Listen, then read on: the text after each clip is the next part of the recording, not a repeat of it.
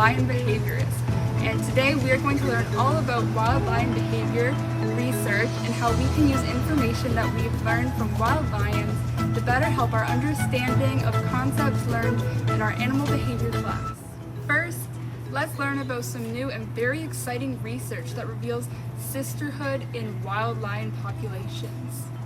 Let's take a look at a study done by Craig Packer, an American biologist, zoologist, and ecologist.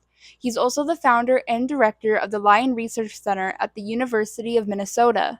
With his team of researchers, he was able to research 31 different lion prides in Tanzania over 36 years. In a lion pride, male lions are the ones who are the leaders, with 1 to 2 of them being the father to most of the cubs in a pride.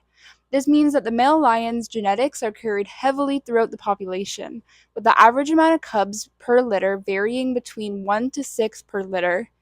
With female lions giving birth about every 2 years, the family tree can very quickly start to look something like this.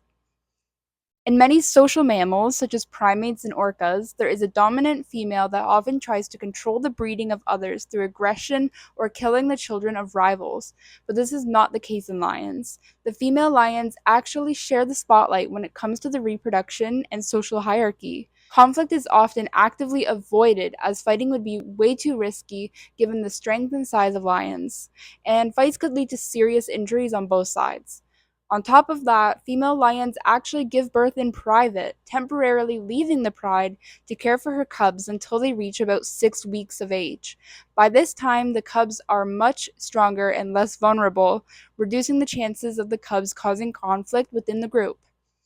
Once the mom and her cubs return, all the females in the pride raise their cubs together and cooperate to protect them, especially from threats such as rival prides. This shared care within the pride boosts the survival chances of all the cubs, showing that instead of competing for dominance, female lions thrive through teamwork and equality. The queen of the lions can earn her title through shared instincts of motherhood in the pride and not through control. Next, let's take a look at how invasive species of ants are changing the way that wild lions are hunting. Now let's take a look at the recent works of Dr. Adam Ford, a Canadian biodiversity researcher from the University of British Columbia. With his crew, they were able to study how and why the hunting strategies of lions in Kenya are changing, and it all starts with an invasive species of ant, the big-headed ant. This invasive species is an aggressive, territorial species and is displacing the native ants that live in the whistling thorn trees. The acacia ant, native to Kenya, live in the whistling thorn trees, where they have a mutualistic relationship. As long as the native ants fight off large mammals that come to feed on the trees will allow the ants to live there for protection and shelter. However, when the invasive big-headed ants take over the native ant populations, they do not fight off large mammals in the way that the native ants did. This leaves the trees defenseless, where large mammals such as African elephants will eat the leaves until the trees are completely bare. This greatly affects the lions as they depend on the foliage provided by these trees to help hunt their prey, as it gives them more camouflage and leaves them undetected for longer periods of time. When the landscape is open, it is harder for the lions to successfully approach and ambush their prey, giving zebras a better chance to escape, and hunting is more difficult for lions. This environmental shift is now causing a behavioral change in lions. With zebras becoming harder to catch, lions are turning to buffalo as their primary prey. Since the buffalo are larger and more dangerous, this has resulted in more coordinated group hunting within lion prides. Even with these conditions, lions are proving to be highly adaptable. Despite a decline in zebra kills, lion populations remain stable thanks to their ability to shift prey and adjust hunting strategies. Finally, let's learn more about why lions yawn, what it means, and what new research is teaching us about this seemingly normal behavior. This is Elisabetta Pelagi. She's an Italian ethologist, author, and professor, and real lion behaviorist. In the past few years, she has been studying what it means when lions yawn. Most people assume that when lions yawn, they are tired, but according to Elisabetta, lions exhibit contagious yawning, which helps synchronize their behaviors with other pride members. She also highlights how we as humans are familiar with yawn contagion. For example, when one person yawns, it may trigger another individual to yawn moments after. This is the same idea with lions and is being found in other species as well as primates and parakeets. Prior to studying lions, Pelagie has done research on contagious yawning amongst primates. This made her curious about if this existed in other species, leading to her research in lions.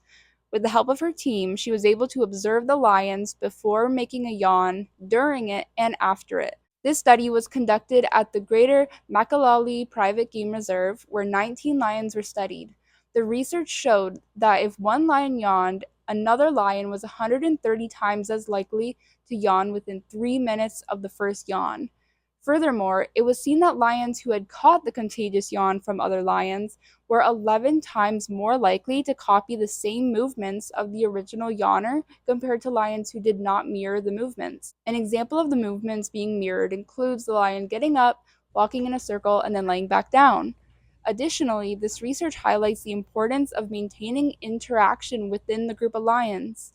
Yawns can help the pride to all get on the same page, which is a crucial behavior for an animal that hunts and rears offspring cooperatively. Now that we have learned about three new behaviors in wild lion populations, we can reflect on how we can transfer this knowledge to topics we've learned in class. We have learned that the three key concepts that influence animal behavior are social behavior, personality, and abnormal behavior.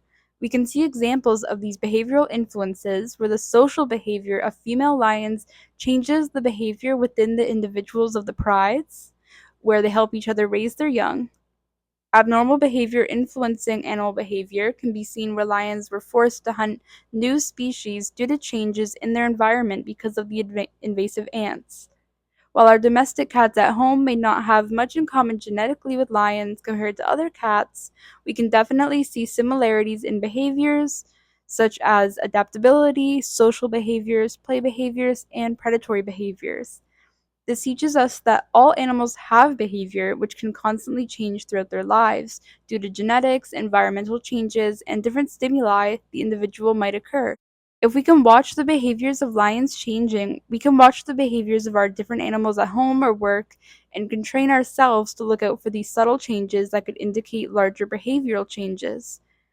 We have learned how behavioral changes can be beneficial to the individual or species for survival, can be influenced by a variety of environmental factors, and that different behaviors, such as yawning, can sometimes have a much deeper meaning.